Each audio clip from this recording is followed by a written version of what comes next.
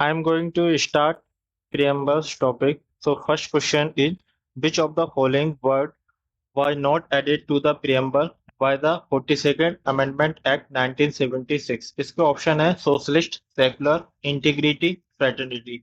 इसका D answer है fraternity है। जो 42nd कॉन्स्टिट्यूशनल अमेंडमेंट है इसको मिनी कॉन्स्टिट्यूशंस कहा जाता है। इसका रीजन यह है क्योंकि इसके द्वारा नंबर ऑफ अमेंडमेंट किए गए थे जो एक तरीके से कोड बन गए थे। जैसे आईपीसी है तो इसमें बहुत सारे लॉ हैं, इसी तरीके से इसके द्वारा बहुत सारे अमेंडमेंट किए गए थे जो एक मिनी कॉन्स्टिट्यूशन की तरह हो गया। और इसको जो इनेक्ट किया गया था वो इमरजेंसी पीरियड में किया गया था, जो पार्लियामेंट ने 1976 में पास किया था और एक फोर्थ में आया था वो 3 जनवरी 1977 में आया था। इसका जो एम था वो था सेंट्रल गवर्नमेंट और पार्लियामेंट को सुप्रीम कोर्ट के कंपेरिजन में स्ट्रांग बनाना, क्योंकि supreme court central government parliament के कार्यों में इंटरफेयर करता था। इसलिए इंदिरा गांधी जी के द्वारा 42nd कॉन्स्टिट्यूशनल अमेंडमेंट एक्ट लाया गया था। इसके द्वारा जो वर्ड जोड़े गए थे प्रियम्बल में वो सोशलिस्ट थे और सेकुलर थे, जबकि यूनिटी ऑफ द नेशन था उसको रिप्लेस किया गया था unity and integrity of the Nations के साथ ही साथ नया पार्ट भी जोड़ा गया था, पार्ट 4A, जिसमें फंडामेंटल ड्यूटीज पहली बार इंट्रोड्यूस की गई थी। वो 42nd कॉन्स्टिट्यूशनल अमेंडमेंट एक्ट के द्वारा ही की गई थी। जो हिंदी वाले बच्चे हैं वो हिंदी वाला एक्सप्लेनेशन देख सकते हैं। हम अपने सेकंड क्वेश्चन पे आते हैं। In which case did the Supreme Court hold that the preamble not a part of the constitution? Kesavananda Bharati case, Berubari case, Union case, LIC of India case, Minerva Mills case. इसका जो आंसर है वो B answer है, बेरुवारी union case है। जो Kesavananda Bharati versus state of Kerala है case है वो 1973 में आया था, जिसमें सुप्रीम कोर्ट ने जजमेंट दिया था कि प्रियम्बल एक पार्ट है कॉन्स्टिट्यूशन का, और साथ ही साथ बेसिक स्ट्रक्चर डॉक्ट्रिन जो मूल संरचना का ढांचा है वो भी इसी केशवानंद भारती केस में सुप्रीम कोर्ट ने पहली बार इंट्रोड्यूस की थी। जबकि उससे पहले पेरुवारी यूनियन केस 1960 में सुप्रीम कोर्ट ने कहा था कि preamble is not a part of the constitution. Okay, next question पे आते हैं। The ideal of the liberty, equality and fraternity is borrowed from which revolution? इसमें रशियन रिवॉल्यूशन है, फ्रेंच रिवॉल्यूशन है, अमेरिकन रिवॉल्यूशन है, आयरिश रिवॉल्यूशन है। इसका जो आंसर है फ्रेंच रिवॉल्यूशन है।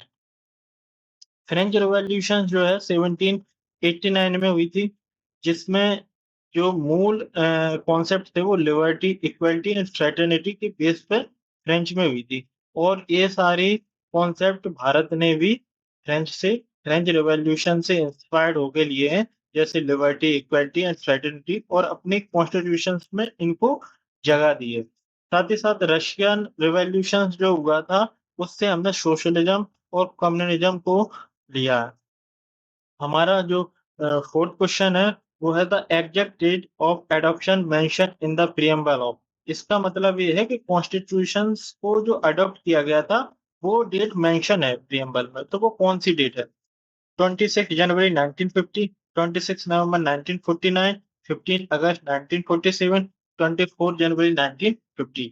जो इसका आंसर है वो 26 नवंबर 1949 है। मैं आपको डेट बताता हूँ। 9 दिसंबर 1946 को फर्स्ट मीटिंग हुई थी कॉन्स्टिट्यूशन असेंबली की। 13 दिसंबर 1946 को ऑब्जेक्टिव रिजोल्यूशन आया था जवाहरलाल नेहरू के द्वारा। 22 जनवरी 1946 को ऑब्जेक्टिव रिजोल्यूशन को अडॉप्ट किया था। और 26 नवंबर 1949 को कॉन्स्टिट्यूशन जो अडॉप्ट हुआ था।